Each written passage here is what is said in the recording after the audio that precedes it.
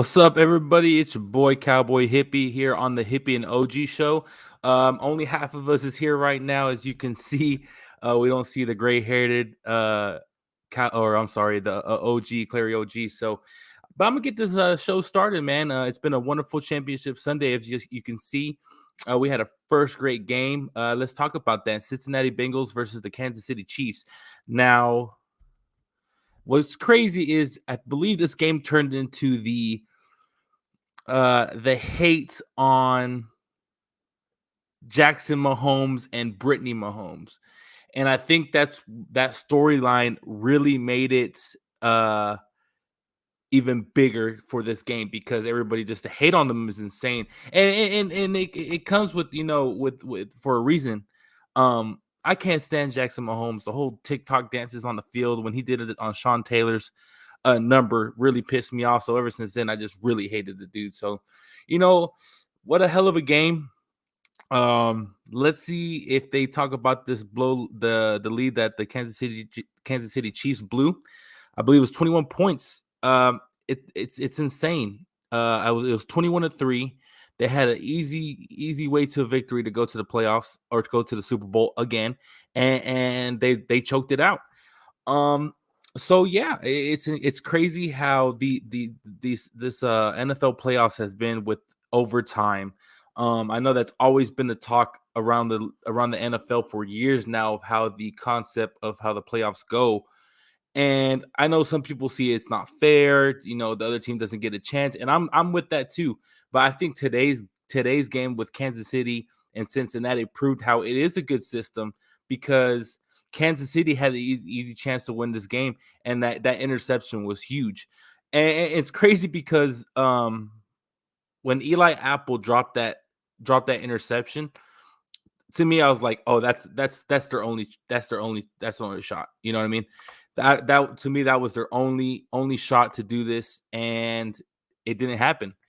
So the next play, boom, what happens?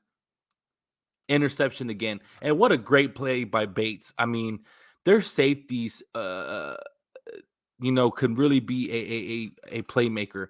There's not many of them in the NFL. You see the Honey Badgers, you see Bates, you see man, there's a couple of them that I'm missing. But it's awesome to see safety play become so big in the NFL lately, and I love it. But right now, the San Francisco 49ers are playing against the Los Angeles Rams in the NFC Championship. It is 17-14. San Francisco is on 4th and 2 in the fourth quarter. It's another close one, and it's awesome, man. This is what the NFL needs. A lot of people seem upset that it's not going to be a big two juggernauts in the Super Bowl. I don't know if it was Kansas City or anybody else. I'm happy for Cincinnati, man. It just shows, especially as a Cowboys fan, like don't give up. Your team can make it. It's a long road. I believe their road has been longer than ours. I believe it's been 37 years since they've been to the Super Bowl. So you gotta be happy for them. Chidobe Awuzie, who was a former Dallas Cowboy, is on that team, and I wish we would have kept him. And he really showed why this season, and he played great in Cincinnati. And I really hope he gets that Super Bowl. But yeah, so some other news around the NFL, especially with the Dallas Cowboys. Dan Quinn is staying as our defensive coordinator, and I believe that's bigger news than the Sean Payton news that everybody tried to make a story of him being our next coach. I really do believe he's going to take a year off, but I say it's not even Sean Payton's position yet.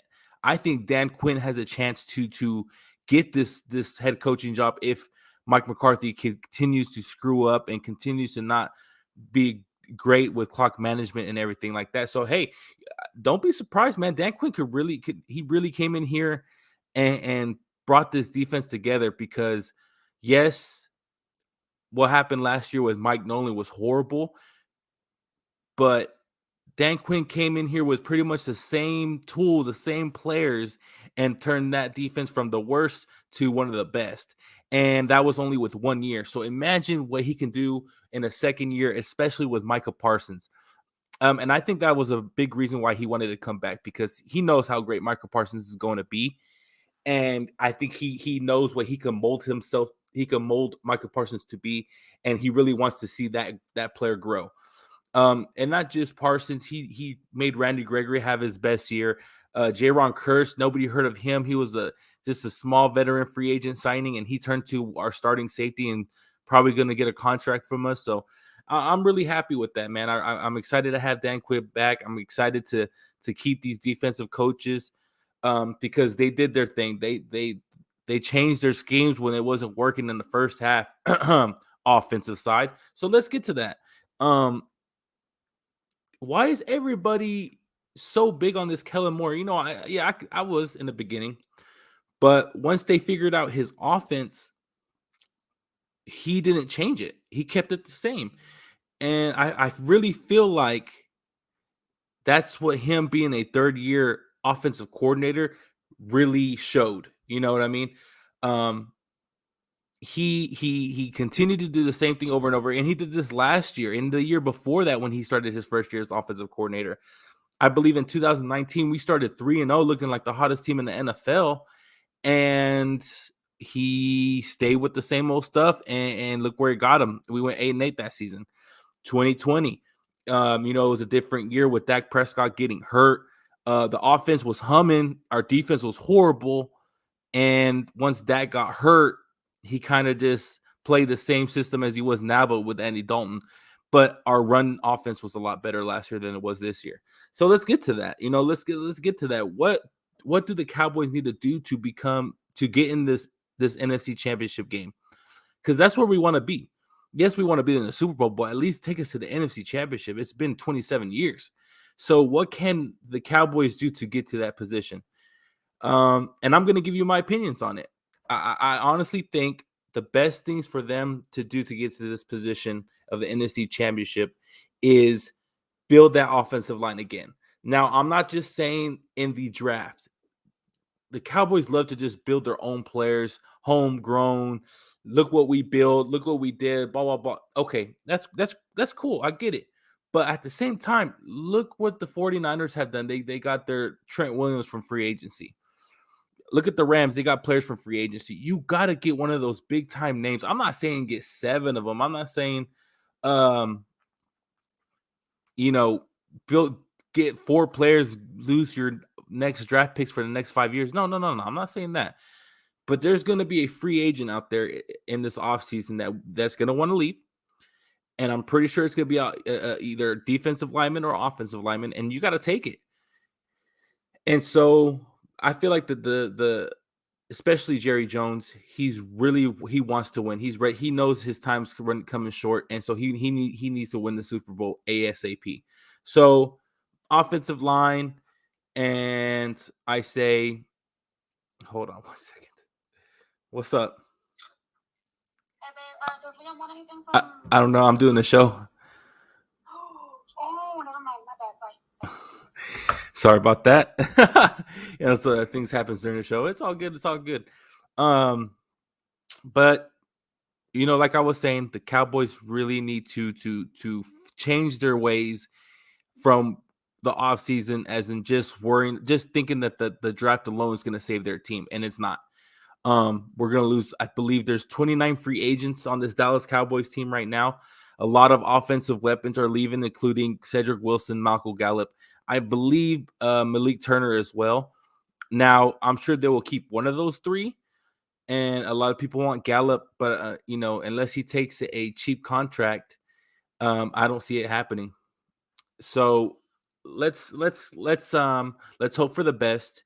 Let's hope that they learn from their mistakes, including the coaches, because I believe the coaches, Mike McCarthy, he didn't put his head into the coaches' room and like, hey, Kellen, you need some help. Not even Ben McAdoo. I don't even think Ben McAdoo did that. And now look where he went. He's with the Panthers. He's their offensive coordinator. I'm sure he's going to have some plays that Kellen Moore ran. And I feel like McCarthy should have done that with Kellen. Give him some plays because he was a great offensive coordinator with Green Bay. I mean, remember that when they went to the Super Bowl, he was the offensive coordinator. He's the one that called the plays and took them all away. And I was hoping he would do that. He calls himself the quarterback guru and all this and all that. And go prove it to us, man. I mean, we brought you here for a reason, not just to sit there and tell people what, make sure they're doing their job. We need you to do your job, So let's see how it goes. Let's see what they do this offseason. But at least we have the draft. The draft is always a great time. Your boy Cowboy Hippie is a huge draft fan. Like, I love watching the players. I love seeing, the guys that you hope to get in the 5th and 6th rounds, that you can get them on your team, or those sneaky second rounders like Kelvin Joseph. The stuff like that is what you get excited for.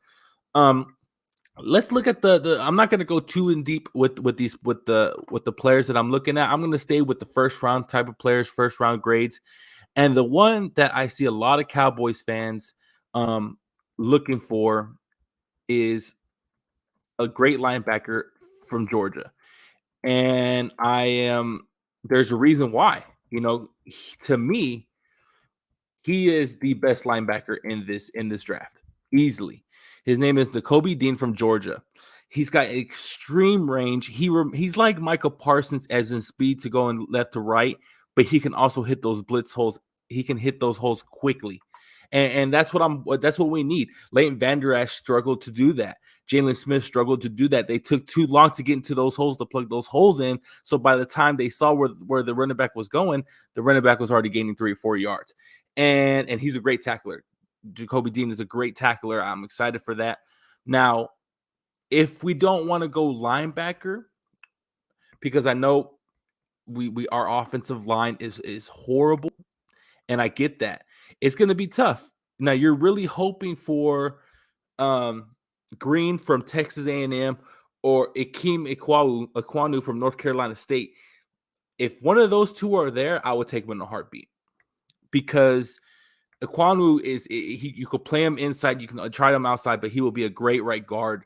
And with Green, he's played everywhere on the line other than center. But shit, I would give him a shot at center, honestly, because you've seen what Biadass has done. He's not been a badass; he's been a sorry ass. You know what I'm saying? So let's see how it goes. Let's see what they can do, and I'm excited, man. But another player we need to look at also is a defensive tackle from Georgia as well. Georgia this year, there's a reason why they went to the playoff championship in college football and won it. It wasn't because of their great story with their walk-on quarterback. It was this defense, and a big part of that was Jordan Davis, the defensive tackle. This dude is a maniac. This dude is, I believe, 6'5", 6'6", 350 pounds, but he is fast. He will plug in the hole. He will help. Him alone will make our run defense 5 times better with him alone, because we are missing a big body like that to plug in those holes. We did have a player like that in Brent Urban, as the Dallas Cowboys, a veteran free agent they signed. But once he went down, you really saw our defensive run stop. It just got so bad, and I think that's the reason why. Because yes, we had Tristan Hill, yes, we had Neville Gallimore, we had Osa Odighizuwa. Those are great defensive tackles, but they're not great run stoppers. They don't have that big body to cover, to have 2 guys on them and still plug the hole. And that's what Jordan Davis can do. Now, in my dream reality, I hope he goes to the second round. Like, I'm not saying all the way to our second round pick, but at least to the second round, and the Cowboys trade up and get him. That would be amazing. But I don't see that happening, because he's such a big guy. He can plug in those holes, and he's going to be a great NFL player. But let's talk about Green a little bit. A lot of Cowboys fans are really wanting him to be on this Cowboys team, and I see why. He can play anywhere. He could play tackle. He can play guard. I think what the Cowboys would probably do if we did draft him is put him at left guard and wait for Tyron Smith to finally break down and just put him there to left tackle. And that would be amazing, because we need that. I think Dak, I want to say this has been starting since 2019. He got blitzed a little too, not really blitzed, but he got hit a lot with the left side with Tyron being out. and you get a little jittery as a quarterback when you throw in, you know what I mean? Because you know that pressure is probably going to be there, and you got to get rid of the ball. You got to bounce front, and then you lose where your receivers are. Once Dak has a comfortable pocket, the Rams just tied the game 17-17. I believe there's 6 minutes and 49 seconds left. It's a hell of a game. I might cut this show a little bit short just to finish this game because it's the NFC Championship. You don't want to miss great games. You don't want to miss greatness. So, but like I was saying, Dak Prescott is, when he has a good pocket, he can be an amazing quarterback. Now, we did see with the AFC Championship what Joe Burrow did with a horrible offensive line and still took this team, which honestly wasn't a great team. I mean, we didn't know in the beginning of the season how great Jamar Chase really was going to be. I knew that the two playing together was going to be great, but I didn't think it was going to be this great. And it's going to be awesome to see what he can do once he has a better line, because he made it to the Super Bowl. I mean, in his second year, that's insane. This guy took LSU to the national championship, his only year there, won it, right? And now in his second year with Cincinnati, he's about to taking them to the Super Bowl and has a chance to win it. I mean, that's just amazing. That's what people dream of as a first round pick can do. And I believe he is the first player to be drafted first overall to take his team to the Super Bowl. And it's insane. That just shows you how hard it is to do. But yeah, I'm excited. So let's talk a little bit of Dallas Stars. Just a quick little couple minutes. Dallas Stars have been on a hot streak lately. Then they lost. I believe they lost 5-0 the other day, and when it was a jersey retirement as well. So let's hope they bounce back. They still got a chance to bounce back and go back to the playoffs. Hopefully, make it back to the Stanley Cup like they did in 2020. But we'll see. And you know, with hockey, you know, it's crazy because it's just like to me, it's kind of like the NBA. Once you're in the playoffs, everybody has a chance, and especially in hockey. I mean, the Stars, when they made it, that was the COVID year, and I believe they started their preseason. They didn't even win a game, and then they went on this hot streak, and they made it up in the playoffs, beat great teams, and then made it all the way to play against Tampa Bay Lightning. Now, Tampa Bay Lightning, they're a juggernaut in the NHL. If you haven't known, they won the past 2 Stanley Cups. They're a great team, but still, I mean, they even had a chance to make it a great series against them, but you know, they came out short.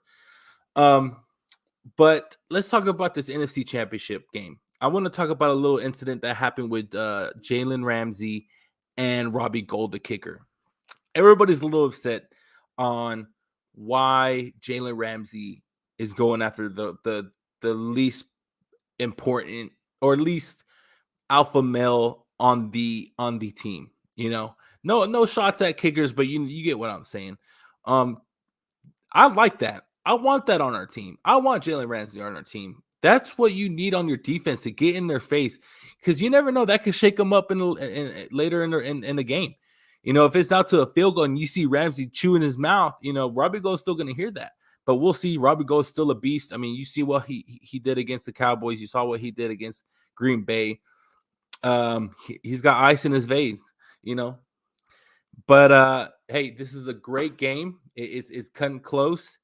And I'm gonna go ahead and end it right quick. You know, it's just a quick little 20-minute show. I appreciate everybody who's came in here. I love you all. I want to give a big shout out to all my brothers and sisters out there who are serving or who have served. I want you to know your stories will always be remembered and told. And yeah, follow me for more draft content, for more Cowboys content. You can find me on Twitter as the Cowboy Hippie. Find me on TikTok as the Cowboy Hippie. And you can find Clary OG on TikTok. Mr. Famous, man. He's got like 250,000 followers, man. He's awesome. Find him on Twitter and find him on Twitch. He's always killing the game on Call of Duty. You know what I'm saying? So big shout out to everybody who came in here. I love y'all so much. And let's go Bengals. See you later.